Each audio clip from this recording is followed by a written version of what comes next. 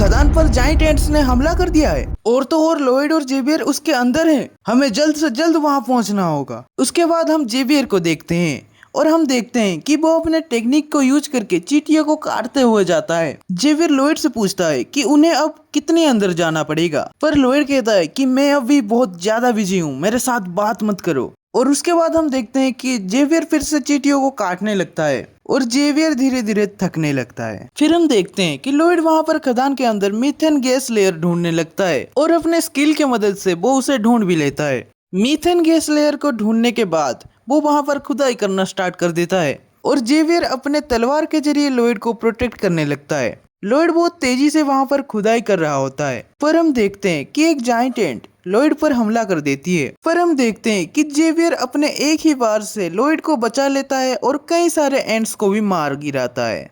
इसके बाद वो दोनों बिल्कुल नहीं रुकते।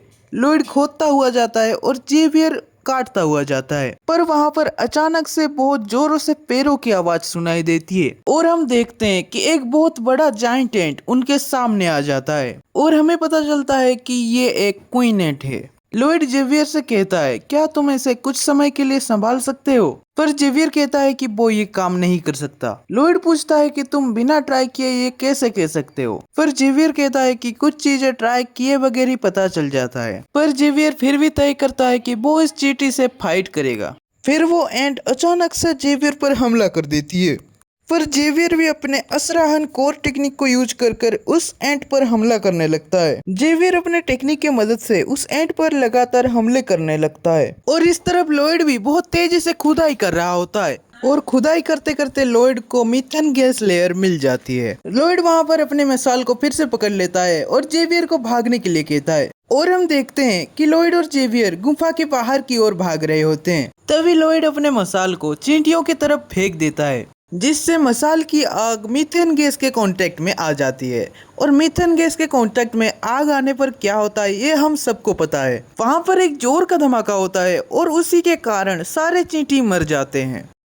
लॉयड और जेवियर भी आग के चपेट में आ जाते हैं, लेकिन जेवियर लॉयड को बचा लेता है। यहाँ पर हम देखते हैं राजा और उसके सेना खदान के बाहर पहुंच चुके होते हैं। राजा अंदर जाने की कोशिश करते हैं, लेकिन हम देखते हैं कि सैनिक उन्हें रोक लेते हैं।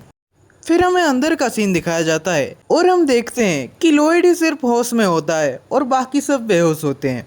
लॉयड अचानक से शॉक हो जाता है क्योंकि हमें पता चलता है कि खदान धंस चुकी होती है और खदान के अंदर का ऑक्सीजन लेवल धीरे धीरे खत्म होता जाता है। लॉयड अपने स्किल का इस्तेमाल करता है और हमें पता चलता है अगर लॉयड को बाहर जाना है तो उसे 15 फीट तक खुदाई करनी पड़ेगी।